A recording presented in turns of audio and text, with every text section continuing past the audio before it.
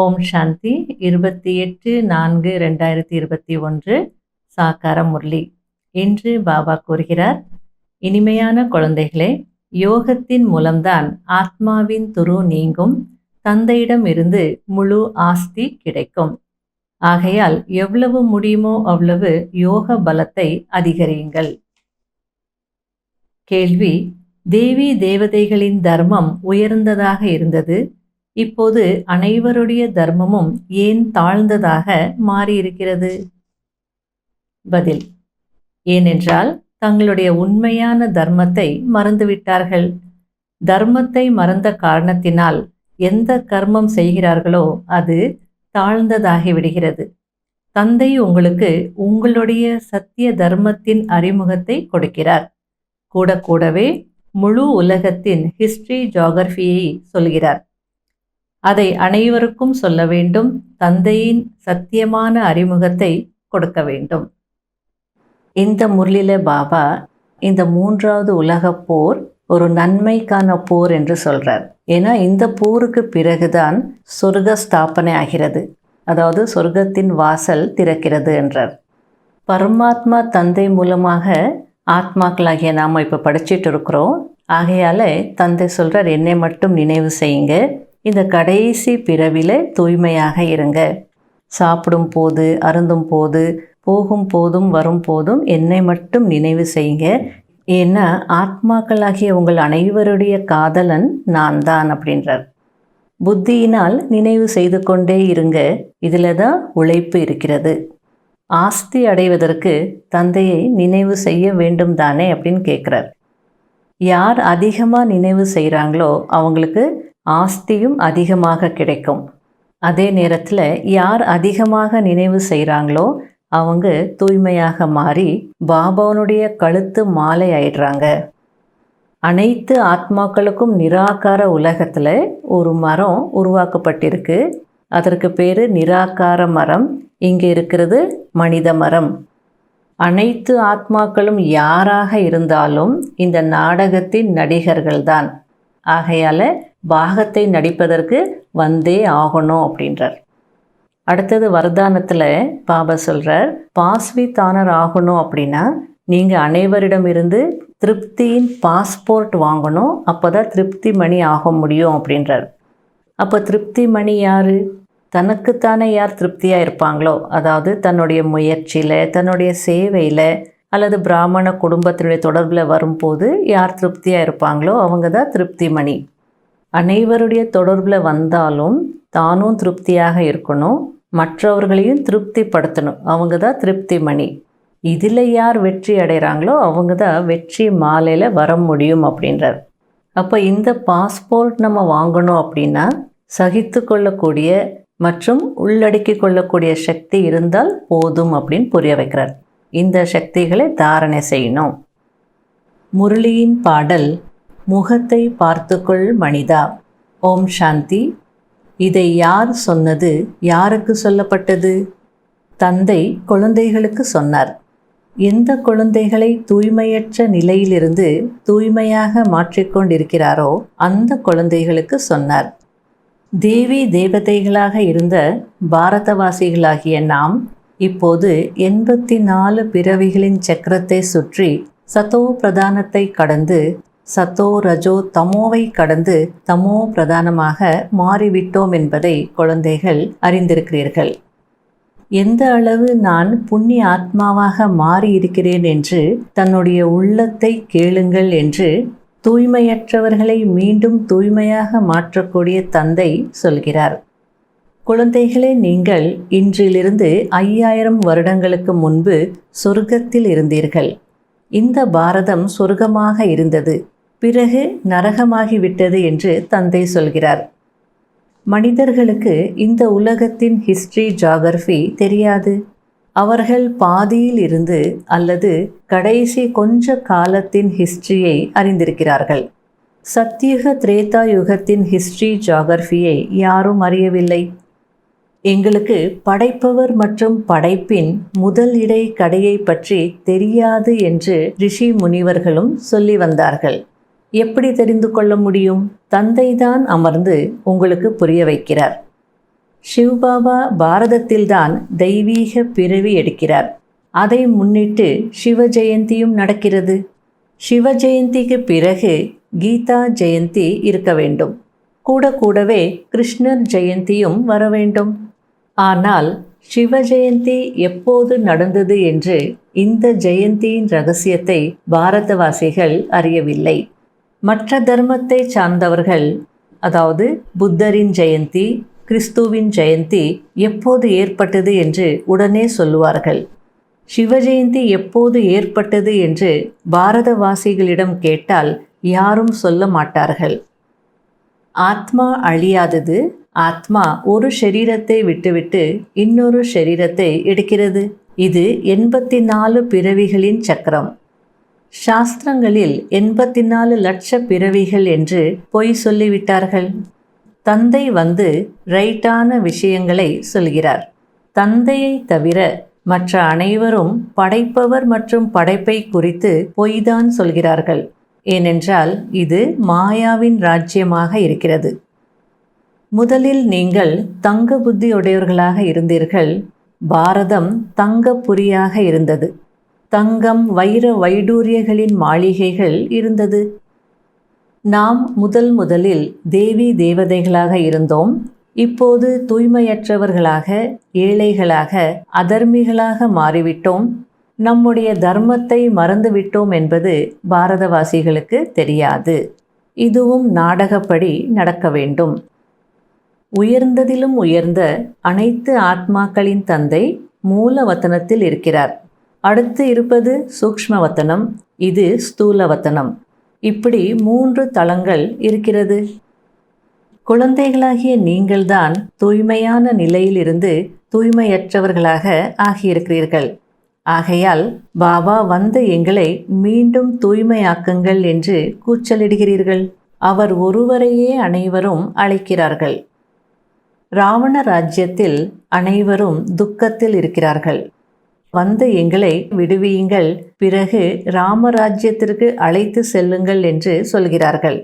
அரைக்கல்பம் ராமராஜ்யம், அரைக்கல்பம் ராவணராஜ்யம். இப்போது குழந்தைகளாகிய உங்களுக்கு ஞானம் சொல்லப்படுகிறது. இதனால் அரைக்கல்பம் 21 பிறவிகளுக்கு நீங்கள் சுகத்தின் ஆஸ்தி பெறுகிறீர்கள். அரைக்கல்பம் ஞானத்தின் பலன் நடக்கிறது. பிறகு ராவண ராஜ்யம் நடக்கிறது. சத்தியுக திரேதா யுகங்களில் பாரதம் மட்டுமே இருந்தது. இப்போது நீங்கள் பிராமண வம்சத்தினர்களாக ஆகியிருக்கிறீர்கள், தேவதா வம்சத்தினர்களாக ஆகுவதற்கு. இதெல்லாம் பாரதத்தின் வர்ணங்கள். 5000 வருடங்களுக்கு முன்பு போலவே தந்தை உங்களுக்கு கற்பிக்கிறார். ஆத்மா என்றால் என்ன, பரமாத்மா என்றால் என்ன என்பதை எந்த மனிதரும் அறியவில்லை. ஆத்மா புருவ மத்தியில் ஒரு நட்சத்திரம் போல் பிரகாசிக்கிறது என்று மட்டும் சொல்கிறார்கள். அது ஒரு சிறு புள்ளியாக இருக்கிறது. அதை தெய்வீக பார்வையினால் மட்டுமே பார்க்க முடியும் என்றும் சொல்கிறார்கள். உண்மையில் ஸ்டார் என்று சொல்ல முடியாது. ஏனென்றால் ஸ்டார் மிக பெரியதாக இருக்கிறது. தூரம் அதிகமாக இருக்கும் காரணத்தினால் சிறியதாக தெரிகிறது. ஆத்மா எவ்வளவு சிறியதாக இருக்கிறது! தந்தையின் ஆத்மாவும் ஒரு புள்ளியை போல் இருக்கிறது. அவரை சுப்ரீம் ஆத்மா என்று சொல்கிறார்கள். ஆனால் அவருடைய புகழ் வேறு. ஆத்மாதான் ஞானத்தை கிரகித்து கொண்டிருக்கிறது. இவ்வளவு சிறிய புள்ளியில் 84 பிறவிகளின் பாகம் பதிவாகி இருக்கிறது. அதுவும் அழியாத பார்ட். 5000 வருடங்களுக்கு முன்பு பியூரிட்டி, பீஸ், ப்ராஸ்பரிட்டி இருந்தது. அதாவது தூய்மை, அமைதி, செல்வ வளம் இருந்தது என்பதை தந்தை குழந்தைகளுக்கு நினைவுபடுத்துகிறார். முக்கியமானது பியூரிட்டி. அதனால்தான் விகாரிகளை விகாரமற்றவர்களாக மாற்றக்கூடியவரே வாருங்கள் என்று அழைக்கிறார்கள். இப்போது நீங்கள் தந்தை மூலமாக பெக்கர் டு பிரின்ஸ் ஆகிக் கொண்டிருக்கிறீர்கள். அதாவது நரனிலிருந்து நாராயணனாகவும், நாரியிலிருந்து ஸ்ரீ லக்ஷ்மியாகவும் மாறிக்கொண்டிருக்கிறீர்கள். உங்களுடையது ராஜயோகம். ஆத்மாதான் படிக்கிறது ஷரீரத்தின் மூலமாக. மற்றபடி ஷரீரம் படிப்பதில்லை. ஆத்மா சம்ஸ்காரத்தை கொண்டு செல்கிறது. நான் ஆத்மா இந்த சரீரத்தின் மூலமாக படிக்கிறேன் என்று உணர்வதற்கு தான் ஆத்ம உணர்வு என்று சொல்லப்படுகிறது. ஆத்மா ஷரீரத்திலிருந்து பிரிந்து விட்டால் ஷரீரம் எந்த காரியத்திற்கும் பயன்படாததாக ஆகிவிடுகிறது. இப்போது நான் புண்ணியாத்மாவாக மாறிக்கொண்டிருக்கிறேன். பரமாத்மா தந்தை மூலமாக நான் ஆத்மா படித்து கொண்டிருக்கிறேன் என்று ஆத்மா சொல்கிறது. என்னை மட்டும் நினைவு செய்யுங்கள் என்று தந்தை சொல்கிறார். இந்த கடைசி பிறவியில் தூய்மையாக மாறுங்கள். சாப்பிடும் போதும் அருந்தும் போதும் போகும் போதும் வரும்போதும் என்னை மட்டும் நினைவு செய்யுங்கள். ஏனென்றால் ஆத்மாக்களாகிய உங்கள் அனைவருடைய காதலன் நான் தான். புத்தியினால் என்னை நினைவு செய்து கொண்டே இருங்கள். அப்போது பாவ கர்மங்கள் அழிந்து போகும் என்று இந்த காதலன் சொல்கிறார். இதுதான் உழைப்பு. எனவே ஆஸ்தியை பெறுவதற்கு தந்தையை நினைவு செய்ய வேண்டும் தானே? யார் அதிகம் நினைவு செய்கிறார்களோ அவர்களுக்கு ஆஸ்தியும் அதிகம் கிடைக்கும். இதுதான் நினைவு யாத்திரை. யார் அதிகமாக நினைவு செய்கிறார்களோ அவர்கள் தூய்மையாகி என்னுடைய கழுத்து மாலை ஆவார்கள். அனைத்து ஆத்மாக்களுக்கும் நிராகார உலகத்தில் ஒரு மரம் உருவாக்கப்பட்டிருக்கிறது. அதை நிராகார மரம் என்று சொல்கிறார்கள். இங்கிருப்பது மனித மரம். மரம் எவ்வளவு பெரியதாக இருக்கிறது. பாகத்தை நடிப்பதற்கு ஆத்மா இங்கே வருகிறது. அனைத்து ஆத்மாக்களும் யாராக இருந்தாலும் இந்த நாடகத்தின் நடிகர்களாக இருக்கிறார்கள்.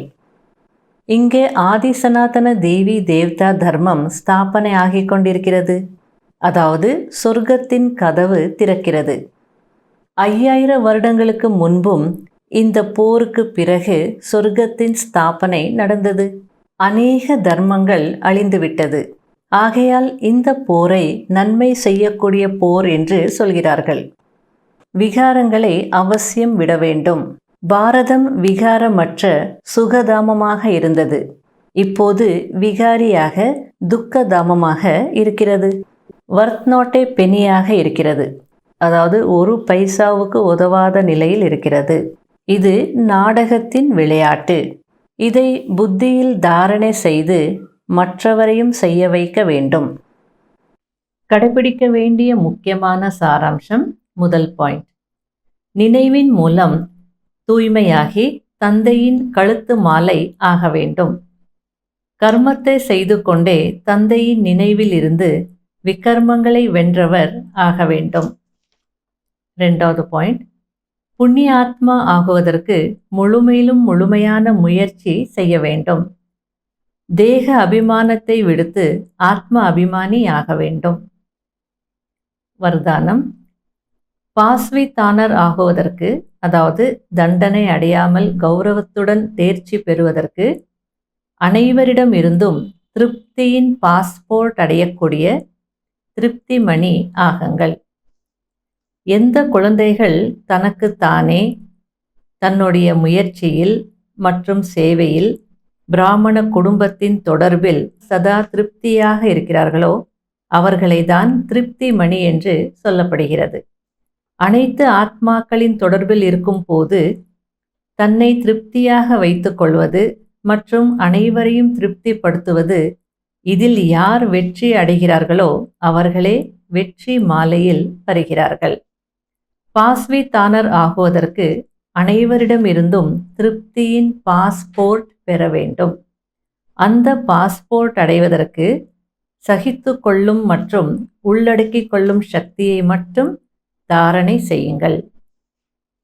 ஸ்லோகன், இரக்கமனம் உடையவராகி சேவை மூலமாக நிராசையான மற்றும் களைத்து போன ஆத்மாக்களுக்கு ஆதரவு கொடுங்கள். ஓம் சாந்தி.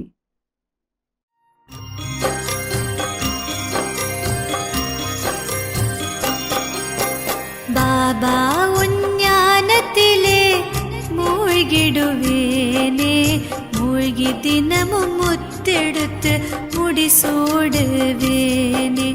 பாபா உஞ்ஞானத்திலே மூழ்கிடுவேனே, மூழ்கி தினமும் முத்தெடுத்து முடிசூடுவேனே. நரகமாமே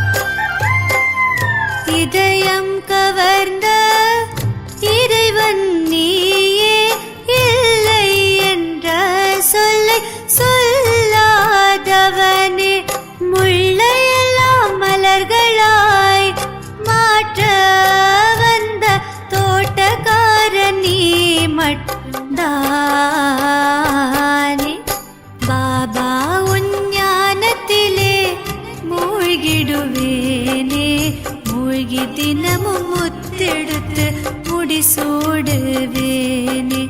ബാബാ ഉഞ്ഞാനത്തിലെ മൂഴ്കിടുവേനെ മൂഴ്കി ദിനമും മുത്തെടുത്ത് മുടിസൂടുവേനെ മൂഴ്കി ദിനമും മുത്തെടുത്ത് മുടിസൂടുവേനെ